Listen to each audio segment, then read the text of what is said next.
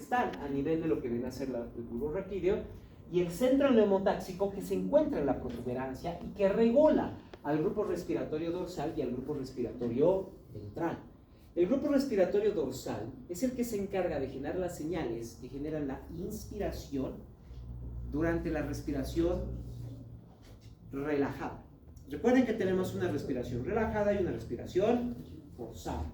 En la respiración relajada solo funciona la inspiración, solo se mueven los intercostales externos y el diafragma, y están controlados por el grupo respiratorio dorsal. Cuando desaparece la señal del grupo respiratorio dorsal, dejan de contraerse los músculos y se relajan. El grupo respiratorio ventral, por otro lado, actúa sobre los otros músculos. Puede generar tanto la inspiración como la expiración forzadas.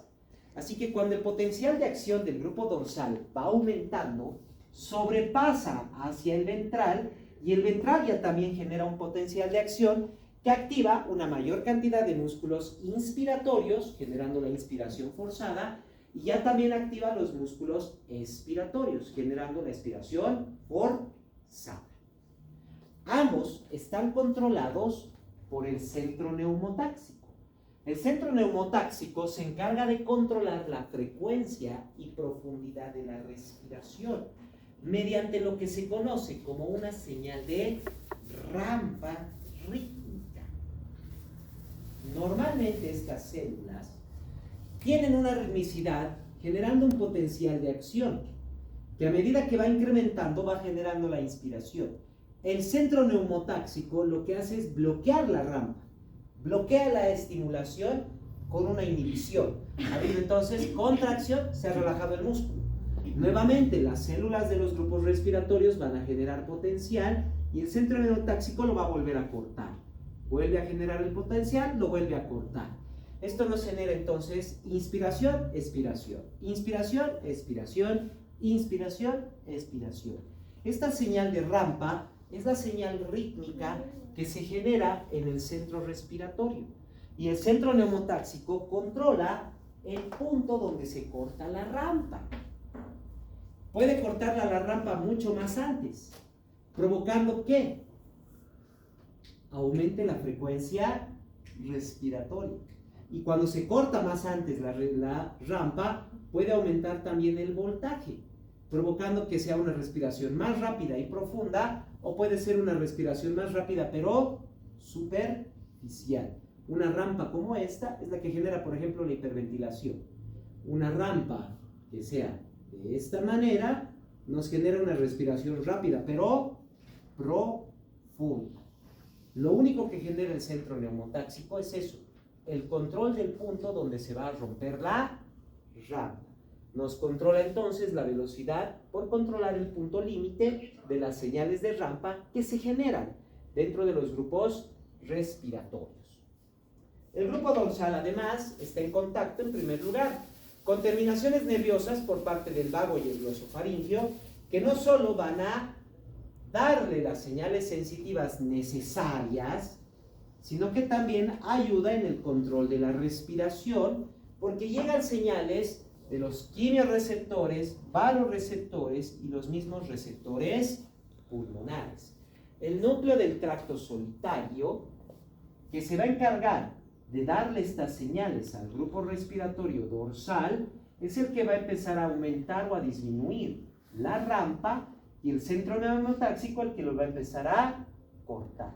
Y si el potencial es muy fuerte, va a pasar al ventral para aumentar la respiración, dándonos una respiración forzada.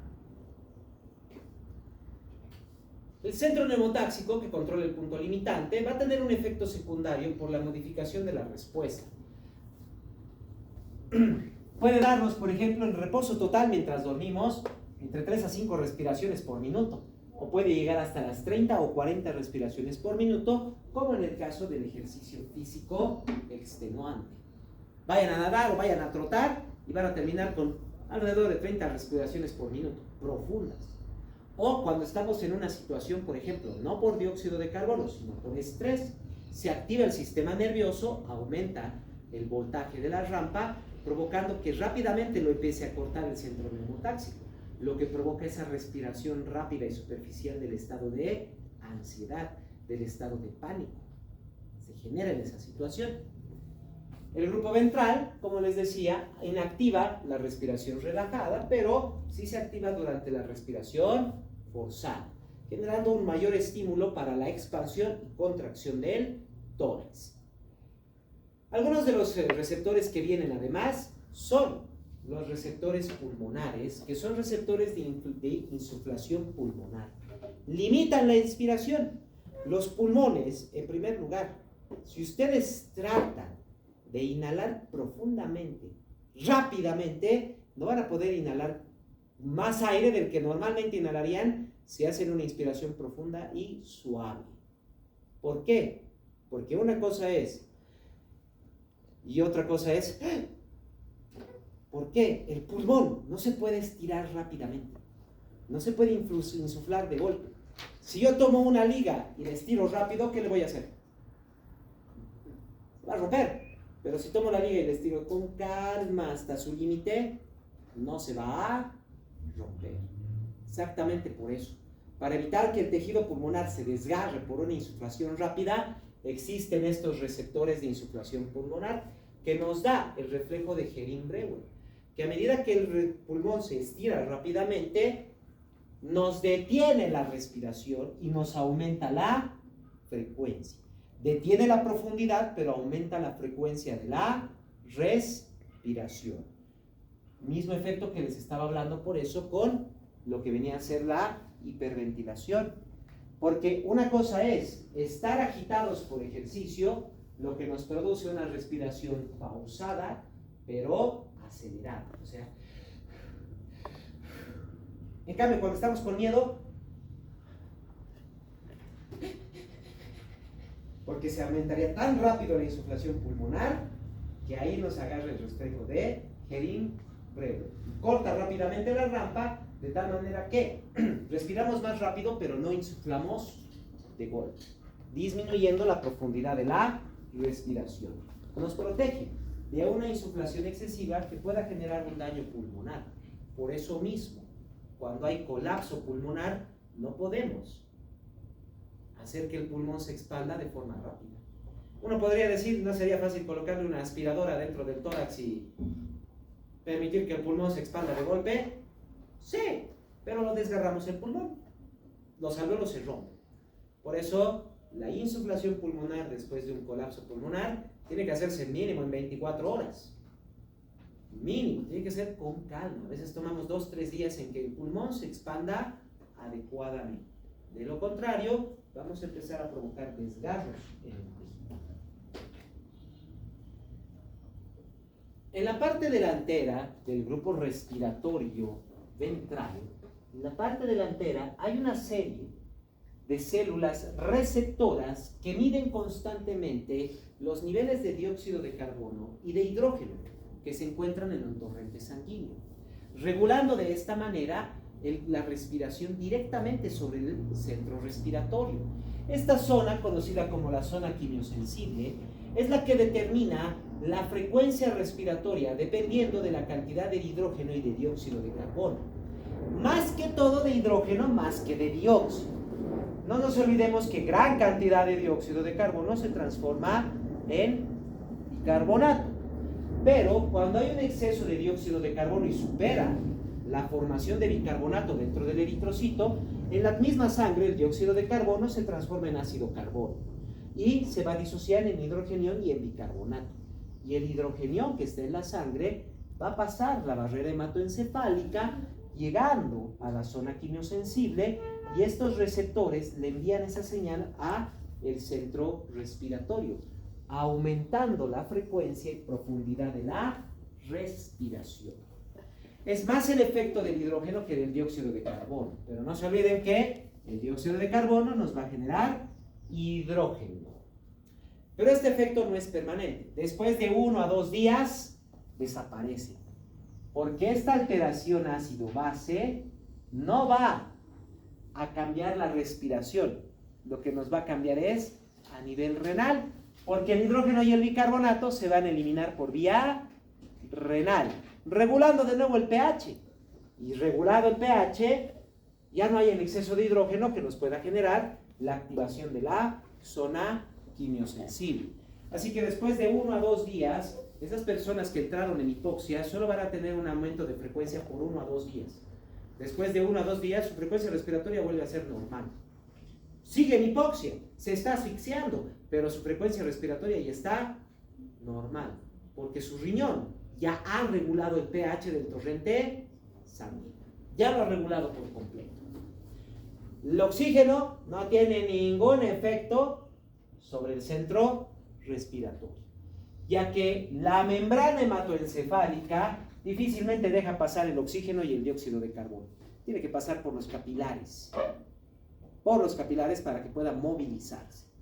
En cambio, el hidrógeno, que es un átomo muy pequeñito, puede pasar fácilmente. Por otro lado, a través del nervio vago y glosofaringio, como les dije, van a llegar las señales que vienen de los quimiorreceptores periféricos, tanto carotídeos, aórticos, como torácicos y abdominales. Claro que los más importantes son los carotídeos y los aórticos. Y estos quimiorreceptores sí miden los niveles de oxígeno. De hecho, a medida que va disminuyendo el oxígeno, los receptores van activando sus potenciales. Cuando hay buenas cantidades de oxígeno en la sangre, el receptor permanecen abiertos 2 canales de potasio. Cuando hay buena cantidad de oxígeno, permanece abierto el canal de potasio del receptor, lo que permite que la membrana esté normal, no se despolariza. Está moviéndose el potasio, se está hiperpolarizando. Esto cierra canales de calcio. Dentro de estos receptores hay vesículas con acetilcolina y ATP. Entonces, cuando va disminuyendo el oxígeno, va cerrándose el canal de potasio. Entonces el potasio ya no fluye. Como ya no fluye el potasio, sigue fluyendo el sodio, lo que va a provocar una despolarización. Y esa despolarización nos abre los canales de calcio.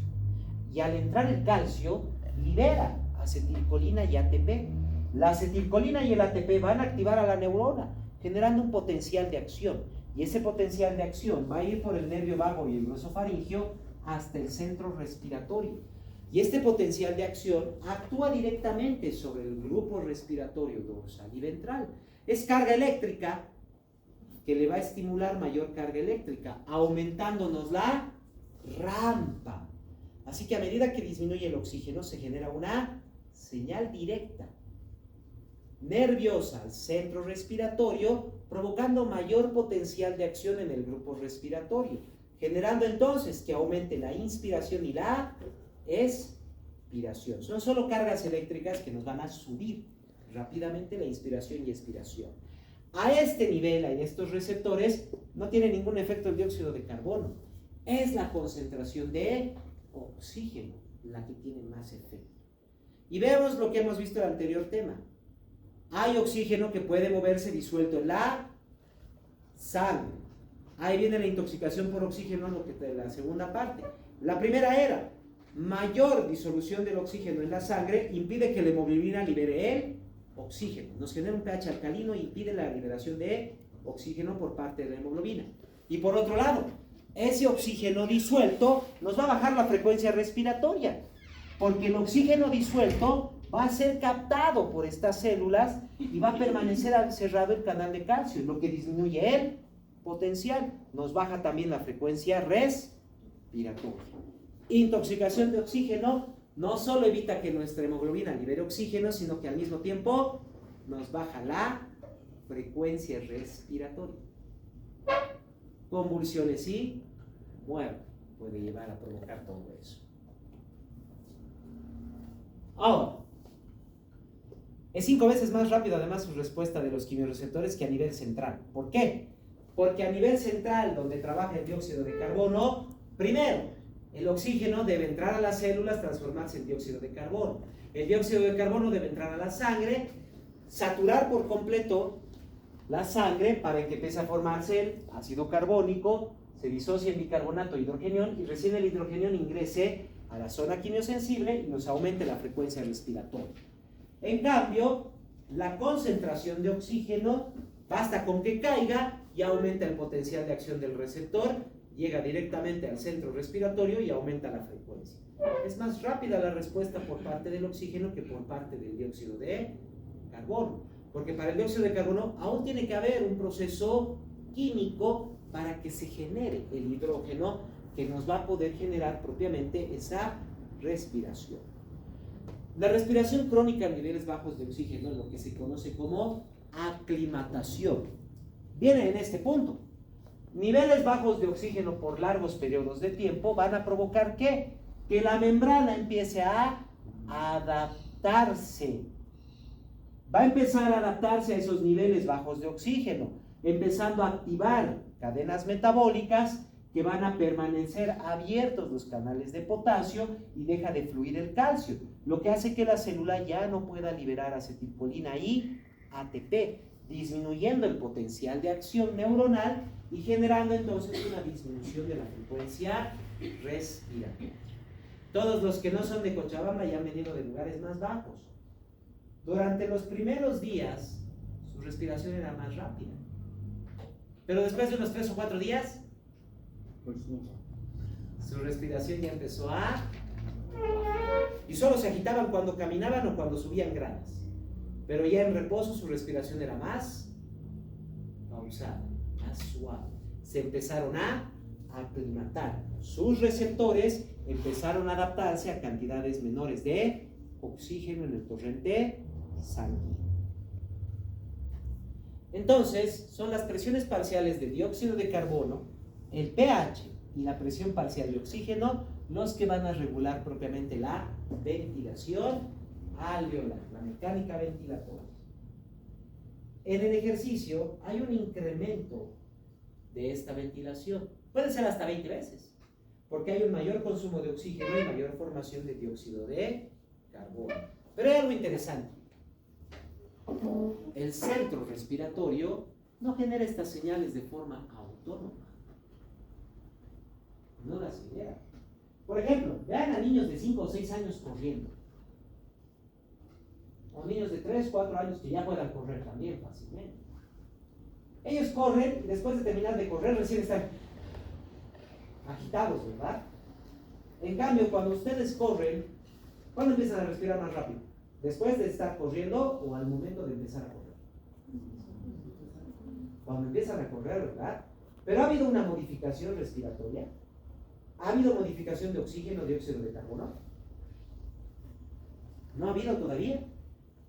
No ha habido.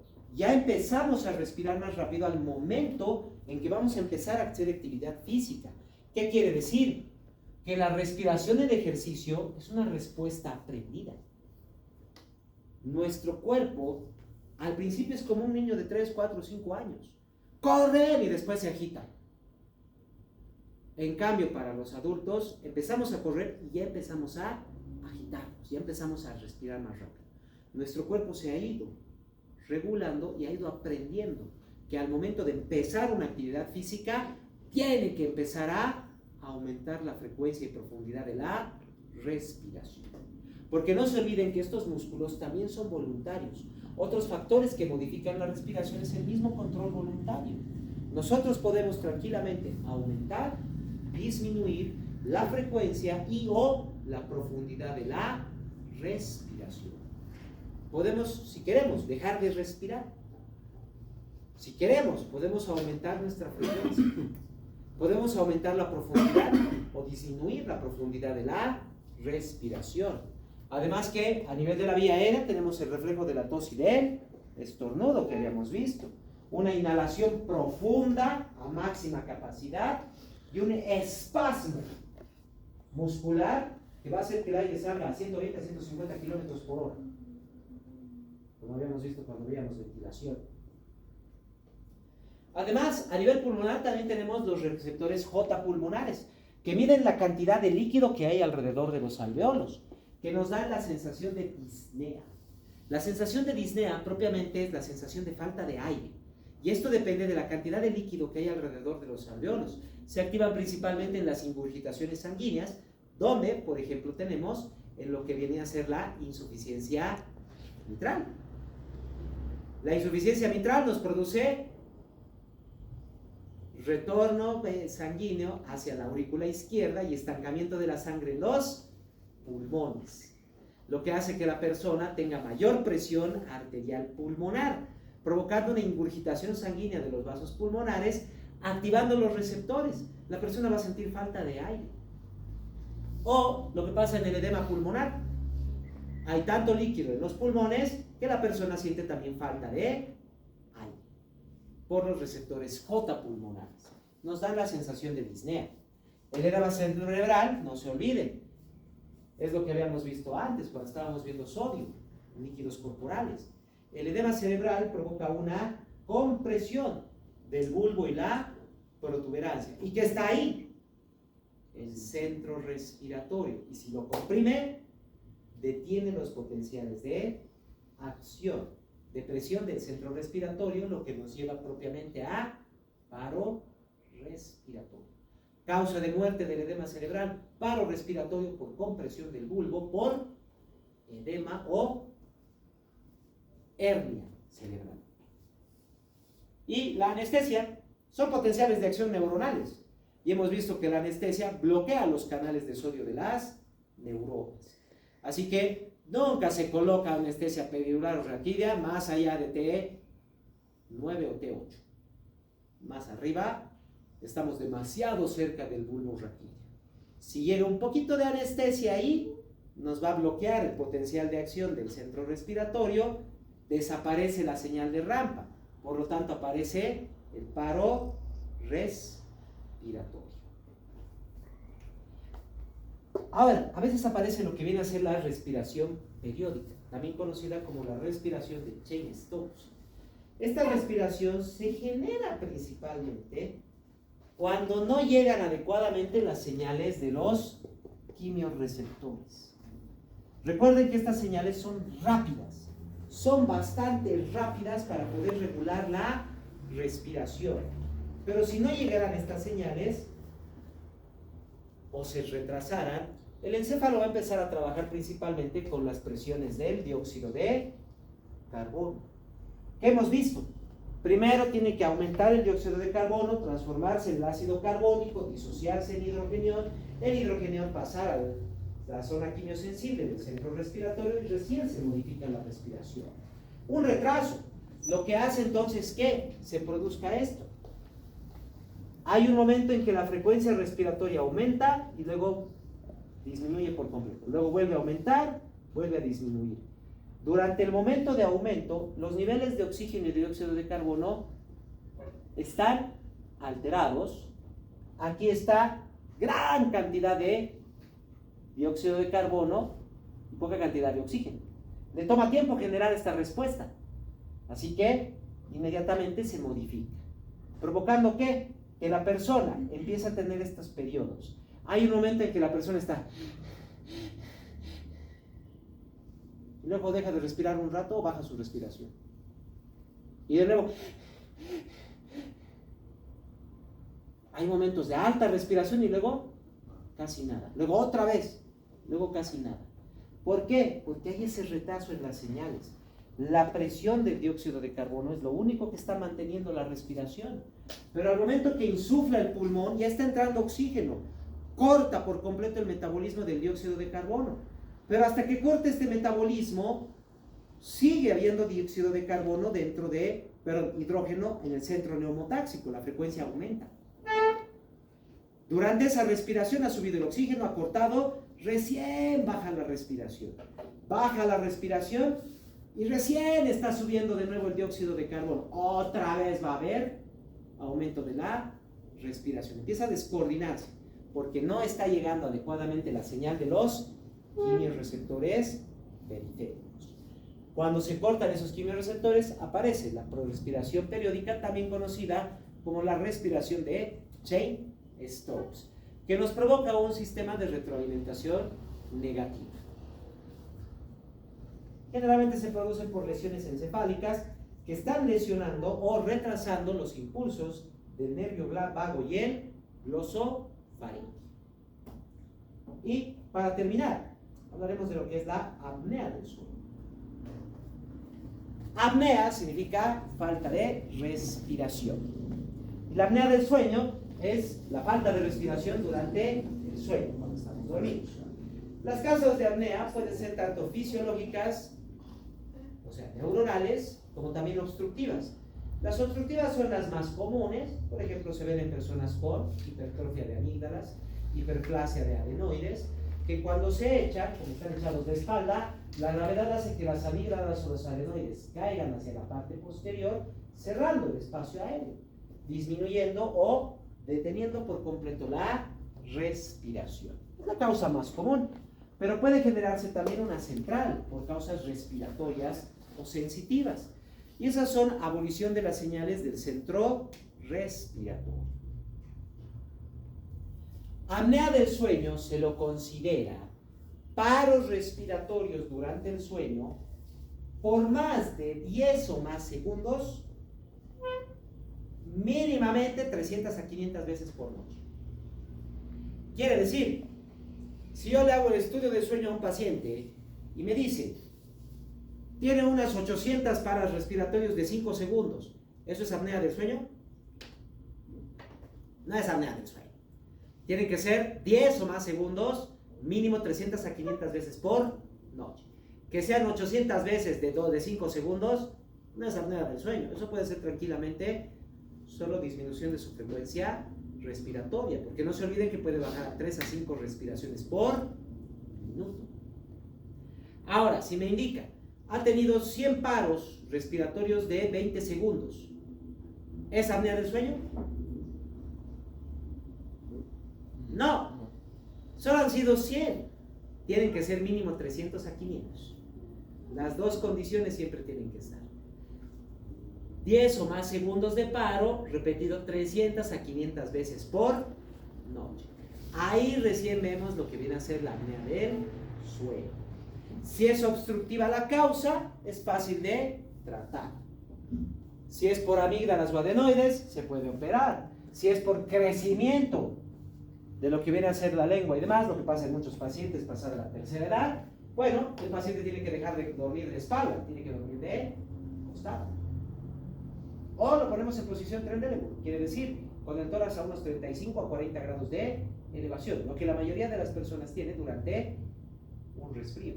¿Cuántas veces han tenido, cuando estaban resfriados con tos, bronquitis, etcétera, cuántas veces han tenido que dormir con una cantidad de almohadas detrás de su espalda para estar un poco más levantados?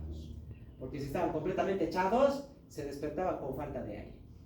Pero estando unos 35, 40 grados levantados con almohadas, duermen tranquilos, porque ahí la gravedad no obstruye de tal manera. O podemos utilizar propiamente lo que vienen a ser las máquinas CPAP, que son las máquinas que ayudan en la ventilación durante el sueño. Y si es central, pues bueno, hay que ver cuál es la causa de la lesión central. Puede ser un tumor, puede ser una compresión, puede ser tal vez algún problema a nivel cervical que está comprimiendo los nervios, o puede ser directamente neuronal en el centro respiratorio, alguna lesión que se haya podido generar, tal vez por un tromboembolismo que haya podido alterar el centro respiratorio y que no está generando bien las señales. O puede ser tal vez una alteración electrolítica. Es un potencial de acción neuronal, depende principalmente del sodio y del potasio, que esto nos puede generar también alteración en la respiración. Bien, ¿alguna duda o pregunta que tengan?